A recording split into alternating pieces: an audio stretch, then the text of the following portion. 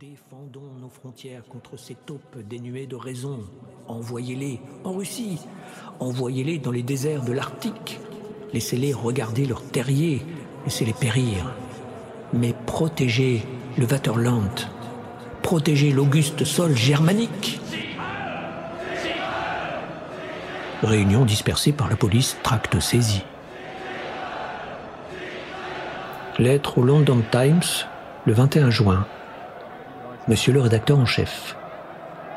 Suite à la lecture de la lettre de Sir Clayman Winifred, le 18 juin, j'ai effectué une petite enquête auprès de mes amis et j'ai été sidéré de découvrir à quel point leur opinion est proche de la sienne. Ne pas accepter ce fardeau et refuser d'aider à l'alléger au mieux de nos moyens va sans conteste à l'encontre de toutes nos traditions. Les troglodytes sont des humains victimes d'un désastre dont nous ne pouvons évaluer l'ampleur. Il faut prendre soin de ces hommes. Et si un comité d'experts qualifiés nous impose d'en accueillir un certain nombre, une situation qui est troglodyte n'éveille aucun enthousiasme en moi. L'Angleterre affronte déjà bien assez de problèmes sans qu'il soit utile d'y ajouter le fardeau d'une minorité non assimilable et improductive qui dévorerait nos déjà maigres ressources et ferait encore augmenter nos impôts vertigineux. Veuillez, etc. Sir Clayman, Winifred, Bart, Lower, Dishley, Hans. Manchette du New York Herald Tribune le 22 juin. 4 nouveaux camps de réfugiés Trog. Population estimée à 2 millions d'individus. Lettre au London Times le 28 juin. Monsieur le rédacteur en chef. À comparer les situations économiques et l'expression générale de vitalité qu'offrent respectivement les États-Unis métissés et l'Angleterre non métissée, je pense que dans ces efforts que nous aurions convaincre l'Angleterre d'accepter sa part de fardeau à la retraite, il néglige un fait très important, à savoir que nous, les Anglais, formons un peuple soudé de sang pur et vigoureux, et que tout mélange, quelle qu'en soit la nature, ne pourrait qu'avoir des résultats négatifs. J'entends déjà Mr. Houtsmer me répondre qu'il n'envisage aucune assimilation. Mais des erreurs sont toujours possibles et comme j'ai cru comprendre qu'une union entre humains et Trog serait en principe fertile, nous verrions en fin de compte un certain nombre de sangs mêlés fouler nos rues comme des rats, ce qui donnerait de notre pays une image lamentable. Il existe des nations où ce genre de métissage est toléré. Les États-Unis, par exemple, se vantent d'être un véritable creuset. Pourquoi ne pas envoyer tous ces trogs dans les vastes étendues des États-Unis, où il existe de la place à revendre, et où tous pourront se métisser à loisir? Veuillez, etc. Colonel J.P. Barslap, hussard de la Reine, Mine Hill, Warwickshire. Extrait de l'histoire des trogs le 30 juin, par Harlan B. Temple. Mes lecteurs seront-ils surpris si je leur annonce que la situation est en train d'échapper à tout contrôle? Les trogs sortent à une cadence qui, loin de ralentir, s'accélère. Chaque jour, il y en a davantage et chaque jour, le rythme augmente. Si cette phrase peut paraître embrouillée, c'est qu'elle ne fait que refléter mon état d'esprit. Il faut faire quelque chose et on ne fait rien. Les querelles sont de notoriété publique, chaque pays est on ne peut plus généreux dans ses conseils, mais tout s'arrête là. La Suède déclare « Envoyez-les au centre de l'Australie ». L'Australie désigne le Groenland. Le Danemark préfère les hauts plateaux d'Éthiopie. L'Éthiopie indique poliment le Mexique rétorque qu'il y a bien plus de place en Arizona et à Washington. Les sénateurs du Sud menacent de faire de l'obstruction jusqu'au jugement dernier, si nécessaire, plutôt que d'admettre un seul trog sur le territoire des États-Unis. Que Dieu soit loué par un système de ravitaillement efficace. L'ONU et le monde entier peuvent être fiers de l'organisation grâce à laquelle les trogs sont nourris. Nota bene, des enfants trogs naissent, plus de 50, durant la journée d'hier. Extrait du San Francisco Chronicle. Les Rouges offrent l'asile aux trogs. Le monde en émoi devant cette proposition. New York, 3 juillet. Ivan Podestov, délégué en chef de l'URSS auprès de l'Assemblée de l'ONU, a relancé aujourd'hui le problème Trog en proposant de les prendre tous en charge. Cette offre a déconcerté l'ONU et surpris tout le monde libre, étant donné qu'auparavant la délégation soviétique s'était tenue sur la réserve face aux cruels problèmes posés par les drogues, apparemment dans l'espoir que les pays non communistes s'entre-déchireraient à ce propos. Éditorial du Milwaukee Journal, 5 juillet, sous le titre « Une question d'intégrité ». De prime abord, que les Russes offrent de prendre les drogues en charge semble nous soulever d'un grand poids.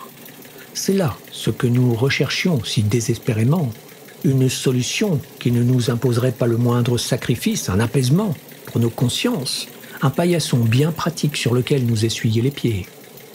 L'homme de la rue et le responsable officiel se disent soudain que les Russes ne sont peut-être pas si méchants après tout, qu'il y a beaucoup d'espace libre en Sibérie, que les peuples trogues et russes sont tous les deux barbares et en vérité guère différents, que les trogues sont sans doute d'origine russe, etc.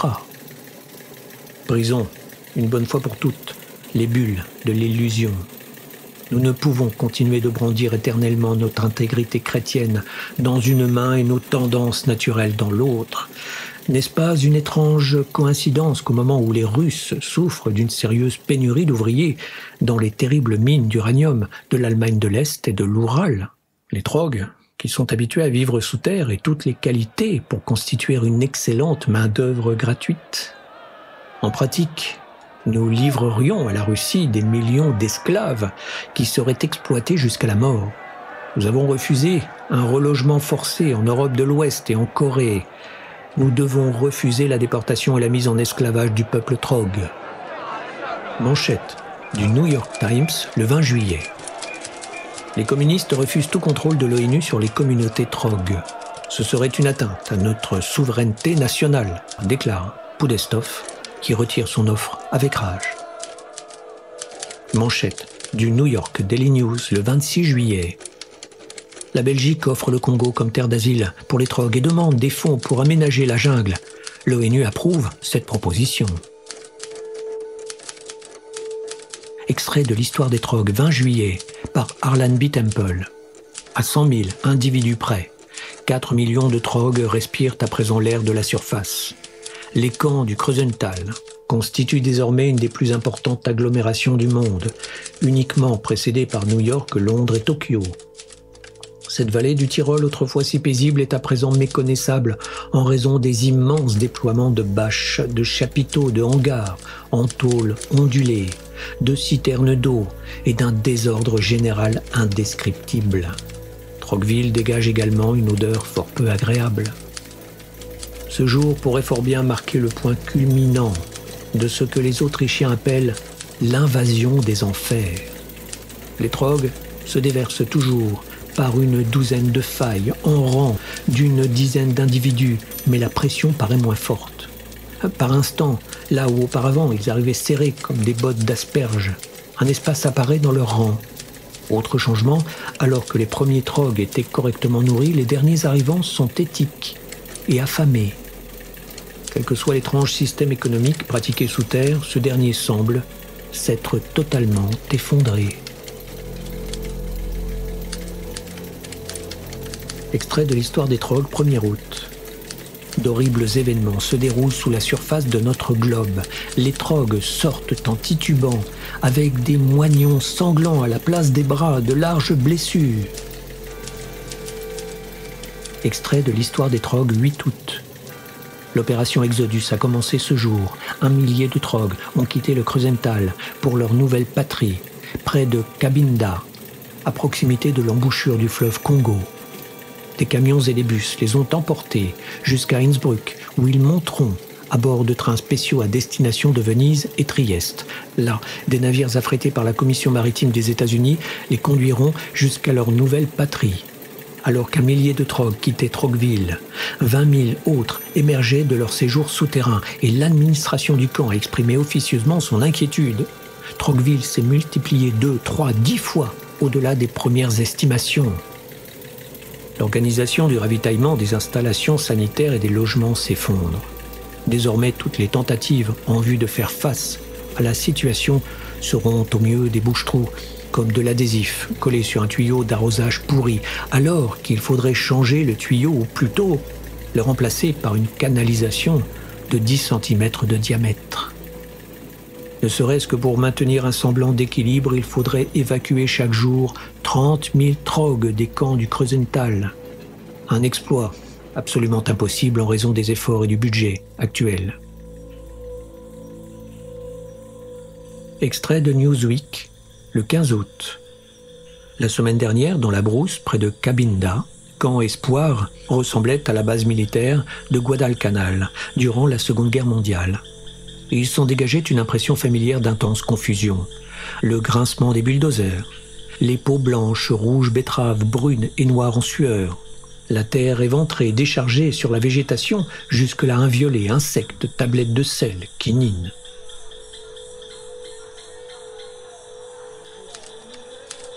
Extrait d'une dépêche de l'United Press. Cabinda, Congo belge, 20 août, United Press.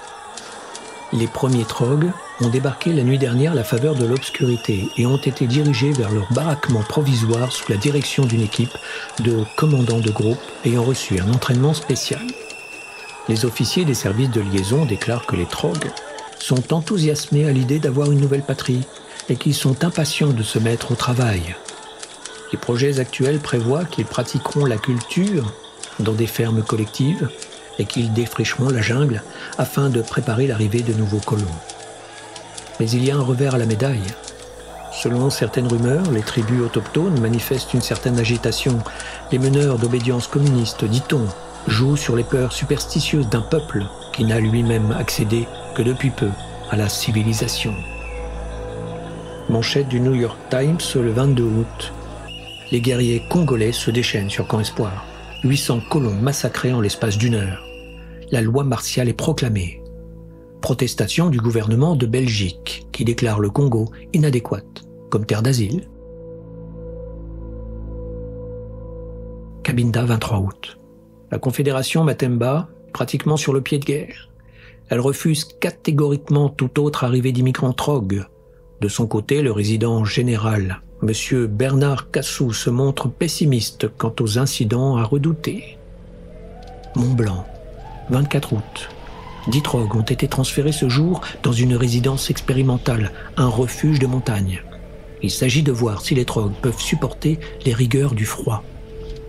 L'annonce de cette expérience tend à confirmer les rumeurs selon lesquelles le Danemark aurait offert le Groenland aux trogs, sous réserve qu'ils puissent survivre sous un climat arctique. Cabinda, le 28 août.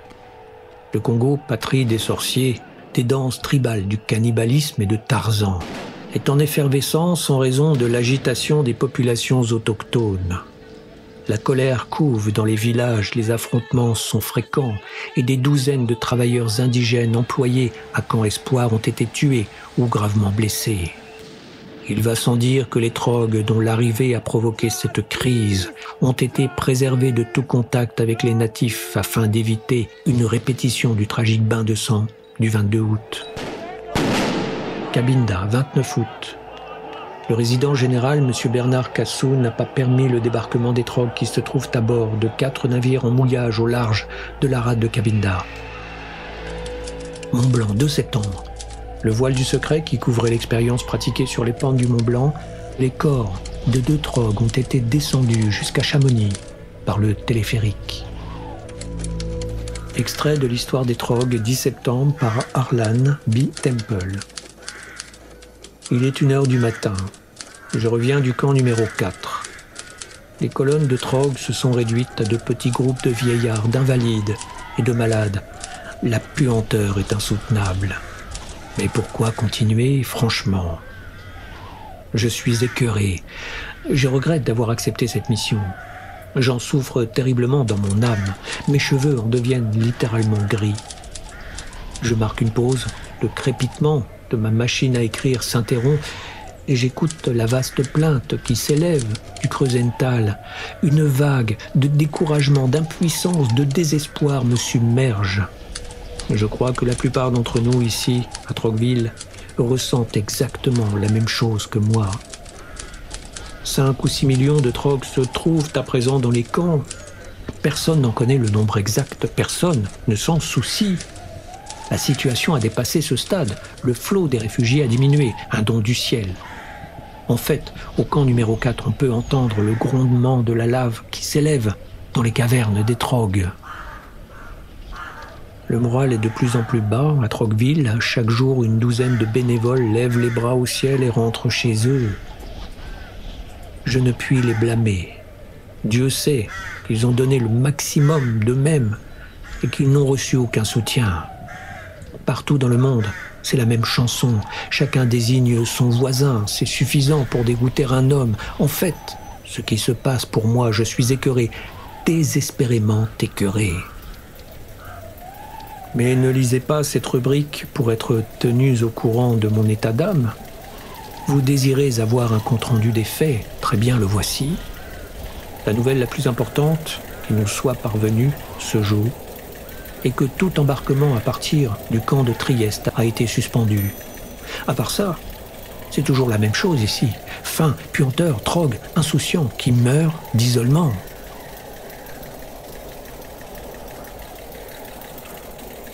Manchette du New York Times le 20 septembre. Le problème du quota des Trogs, renvoyé devant la commission. Trait de diverses dépêches de l'United Press. Cabinda, 25 septembre. 8 navires à bord desquels se trouvent 9462 réfugiés Trog attendent au mouillage alors que les chefs de tribus autochtones ont réitéré leur opposition à l'arrivée de nouveaux immigrants. Troggville, 8 octobre. L'émigration Trog touche à sa fin. Hier, pour la première fois, aucun nouveau Trog n'est sorti des profondeurs de la Terre, ce qui stabilise la population de Troggville à 6 millions de personnes. New York, 13 octobre. Le comité de réinstallation des Trogs se trouve dans une impasse. Les positions originelles de chaque pays membre de l'ONU restant pour la plupart inchangées. Les pays à forte densité de population affirment ne pas avoir de place ni de travail. Les États sous-développés déclarent qu'ils ne possèdent pas assez d'argent pour nourrir leurs propres ressortissants. Les États-Unis, qui ont à la fois de l'espace et de l'argent, rétorquent qu'ils ont déjà suffisamment de problèmes avec les minorités sans qu'il soit nécessaire d'en créer de nouveaux. Chamonix, France, 19 octobre. La station expérimentale a fermé ses portes hier. L'unique survivant du groupe de 10 Trogs sous observation a été redescendu à bord du téléphérique. Le docteur Sven Emmeltsson, responsable de la base expérimentale, a fait la déclaration suivante. « Nos travaux démontrent que les Trogs, même lorsqu'on leur fournit un abri qui conviendrait parfaitement à un Européen, ne peuvent supporter les rigueurs du froid. Ils paraissent particulièrement sensibles aux affections pulmonaires. » New York, 26 octobre. Après des semaines de délibérations violentes, une nouvelle définition des taux d'immigration des Trogs a été adoptée à l'Assemblée de l'ONU. Voici quelques chiffres caractéristiques. États-Unis 31%, URSS 16%, Canada 6%, Australie 8%, France 6%, Mexique 6%. New York, 30 octobre. L'URSS rejette catégoriquement le principe d'un contrôle de l'ONU sur les zones affectées au relogement des Trogs à l'intérieur de l'Union soviétique. New York, 31 octobre. Le sénateur du Mississippi, Mr. Burrowd, a promis aujourd'hui de parler, jusqu'à plus souffle, devant le Sénat, avant de permettre que le projet de loi sur la réinstallation des Trogs ne soit mis au suffrage. Un sondage officieux révèle un pourcentage de voix insuffisant pour imposer une clôture des débats. Troggville, 10 novembre. La nuit dernière, la gelée a recouvert la vallée d'un manteau miroitant. Troggville, 15 novembre. Les Trogs atteints par la grippe ont été mis en quarantaine dans une section spéciale. Buenos Aires, 23 novembre. Le dictateur Perón a aujourd'hui refusé catégoriquement d'envoyer le pourcentage de vivres argentins à Troggville tant qu'une résolution définitive ne serait pas prise à l'ONU. Troggville, 2 décembre. Les grippes dues à la neige et aux pluies de la semaine dernière déciment de nouveau la communauté Trog. Les responsables des camps essaient désespérément d'enrayer l'épidémie. Troggville, 8 décembre. 2 fourneaux à mazout rugissent jour et nuit dans le but de faire régresser le nombre sans cesse croissant de décès dus à la grippe. Extrait de l'histoire des Trogs, 13 décembre, par Arlan B. Temple. Et voilà. Extrait de dépêche de l'United Press, Los Angeles, 14 décembre. La ruée des achats de fin d'année a commencé très tôt cette année, en dépit du mauvais temps, inhabituel en cette période. Trockville, 15 décembre. Un appel désespéré a été lancé aujourd'hui par le commandant du camp, Howard Kerkowitz. Il réclame des envois de pénicilline, de sulfamide, de couvertures, de poêles et de personnes qualifiées. Il a admis que la situation ne pouvait plus être contrôlée et qu'il n'était pas dans les possibilités humaines d'empêcher la maladie de se répandre parmi les trogs.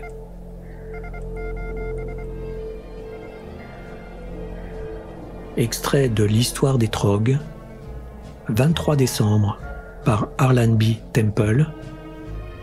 Je me demande ce que je fais ici à écrire cette rubrique, étant donné qu'il n'y a plus de trogs. Il n'y a plus d'histoire de trogs.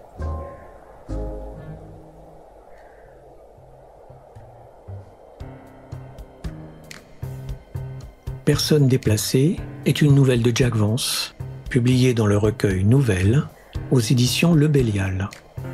Narration, réalisation sonore et musique, Eric Hansen.